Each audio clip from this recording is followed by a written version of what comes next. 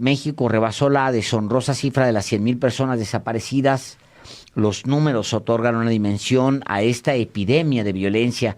De cada 100 personas que han desaparecido, 75 son hombres, 25 son mujeres. Los números dan la dimensión del desastre humano en el país.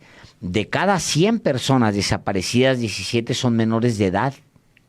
Y de estos, 4 aún no habían cumplido los 12 años. Niños. Pues. Niños. Un reportaje de A dónde van los desaparecidos detalla que en México el crimen de la desaparición no es nuevo, pero se aceleró y se convirtió en una crisis humanitaria a partir de diciembre del 2006, cuando Felipe Calderón Hinojosa lanzó su guerra contra las drogas. Eso dice esta revisión de las cifras de A dónde van los desaparecidos, este sitio que da cuenta de justamente del fenómeno de la desaparición en México. Y hemos invitado a Marcela Turati, que es la cabeza de este proyecto de A dónde van los desaparecidos, para conversar justamente sobre estas cifras poco honrosas, los 100,000 desaparecidos. Bienvenida, Marcela Turati. Hola, muy buenas tardes. Gracias por la invitación. Al contrario, sí, es que yo estoy al contrario, fuera, Marcela Turati es colega periodista y una de las periodistas que más ha investigado, pues no solamente el drama de las desapariciones, que ya suman lamentablemente 100,000 personas, sino también ha hecho un acompañamiento a las víctimas, sobre todo a las madres de tantos mexicanos que no sabemos dónde están. ¿Y dónde están, Marcela Turati, el mayor cantidad de personas, de mexicanos que no han sido localizados, que de pronto parece que se los ha tragado la tierra, como dice el lugar común? Pues, ¿dónde están?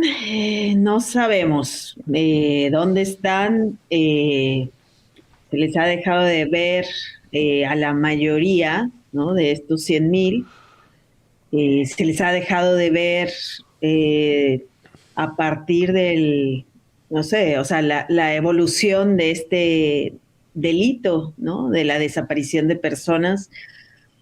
Pues no es nuevo, desde el primer registro que se tiene, según los registros oficiales, empieza en el 1964. Sí. Y lo que sabemos es que antes del año 2006, o antes de diciembre del 2006, la cuenta era de 2,000 máximo. Bueno, como unos 2,000 registrados oficialmente, ¿eh? Ni siquiera podemos hablar ahorita que los 100,000 sea la cifra total. Pero a partir del año 2006 y de la estrategia de la guerra contra las drogas, esta política de militarización de la que todavía vemos los efectos, bueno, a partir de ahí es cuando se desata esta, como si fuera una epidemia, pero pues es un patrón, ¿no? O sea, es una práctica, ¿no?, de llevarse a la gente de sus propias vidas, de arrebatarlas.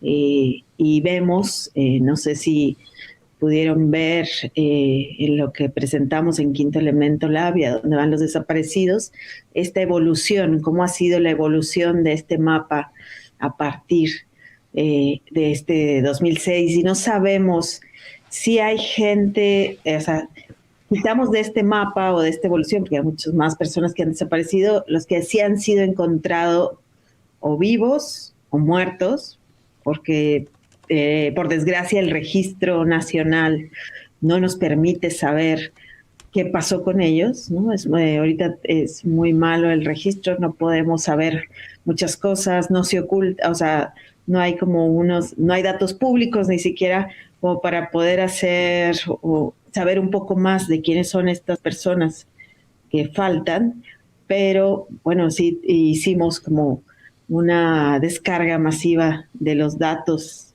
que hay a partir del 2000 para tratar de saber dónde desaparecieron, a qué ritmo, qué edades tenían, y en esos territorios qué es lo que estaba pasando, en los territorios que ellos habitaban, ¿no?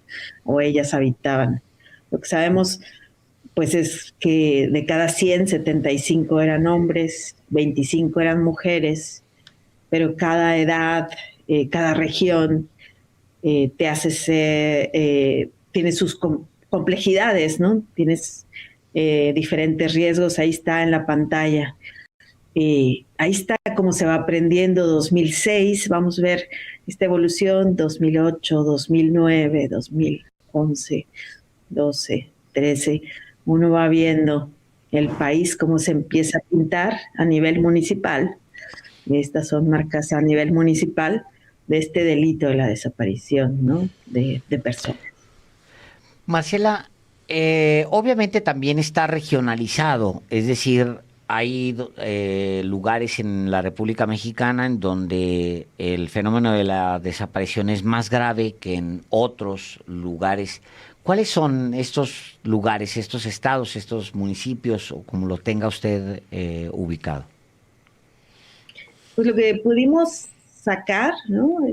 En este trabajo que hicimos, pues principalmente, bueno, Efraín Zuc, Telma Gómez y yo, fue que al menos en 63% del territorio nacional, 63% más bien de los municipios, hay al menos una persona que está siendo buscada y que nunca regresó, ¿no?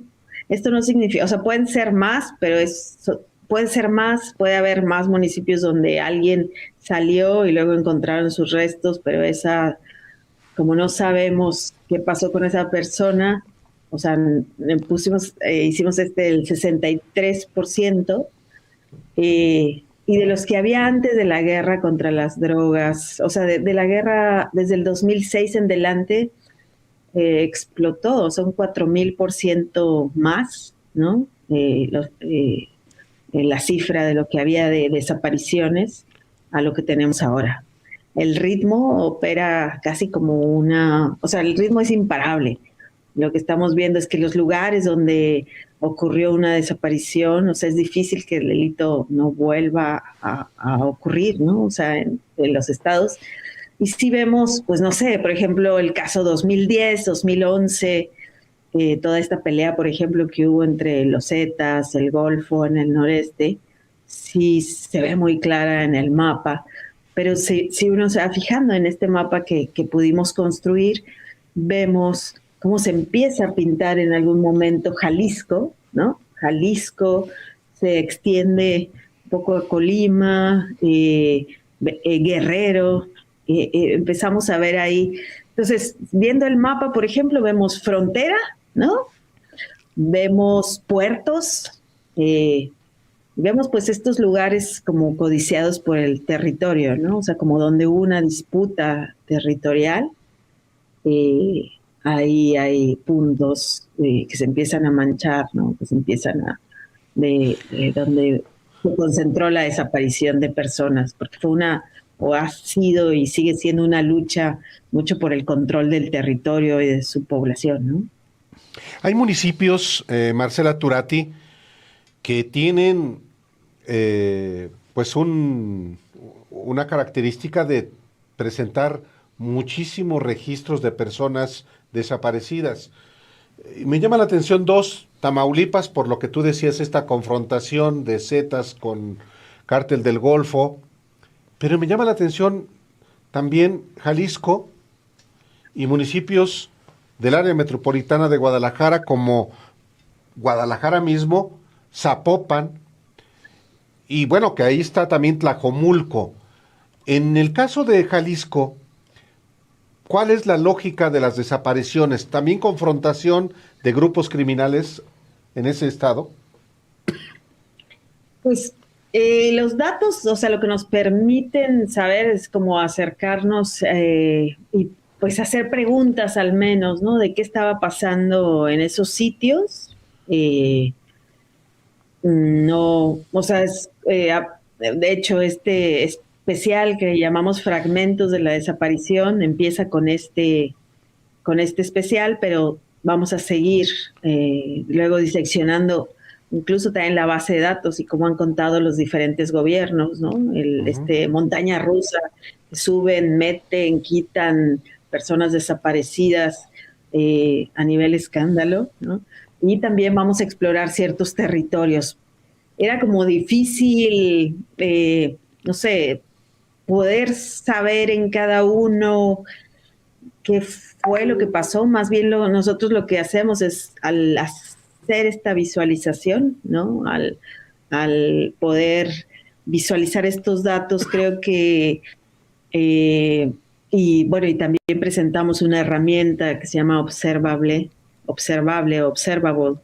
que creó David Eads, para explorar los datos, que permite acercarte a nivel municipal y a nivel estatal y por año, y también, bueno, podemos ver también por día cómo se comportaron cada municipio, que eso es algo pues bien importante de lo que hicimos.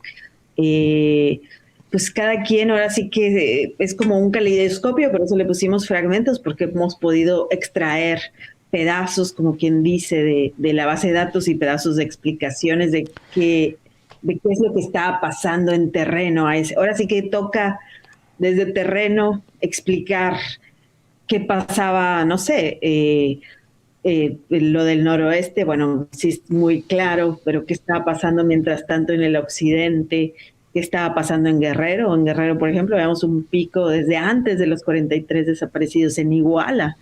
Ya era un caso extremo, ¿no?, de desapariciones. El año que desaparecen, el 2014, a los normalistas, a los 43 normalistas, desaparecieron ese año igual como 150 personas en ese municipio, pues muchísimo, ¿no? Pero lo que es claro en el trabajo que ustedes presentan, entre otras muchas cosas, porque da mucha claridad lo que ustedes presentan, es que sí hay una huella de la guerra desatada por Calderón en la mancha de las desapariciones. Por ejemplo, en donde ustedes plantean las entidades donde mayores números de personas desaparecieron, Jalisco es con mucho el número 1. Y luego el segundo es Tamaulipas. Jalisco tiene 13,335, Tamaulipas luego 10,557.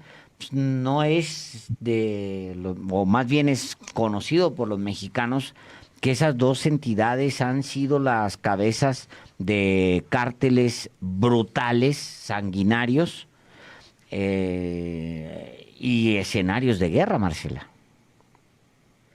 Sí, y tenemos que ver, o sea, por ejemplo, o sea, porque no solo se explica, sí se explica un poco, ¿no? O sea, esta disputa territorial, por ejemplo, en Tamaulipas, que se ha tenido, pero también en algunos lugares donde han habido operativos conjuntos.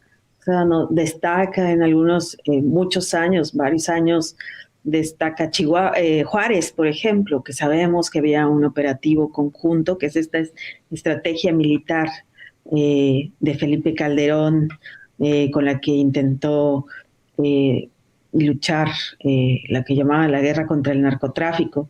Pero sí vemos, o sea, este es como el tercer trabajo a profundidad que hacemos. Hicimos primero el trabajo que se llamó El País de las 2,000 fosas. Vemos este mismo patrón. 2006 había una sola fosa.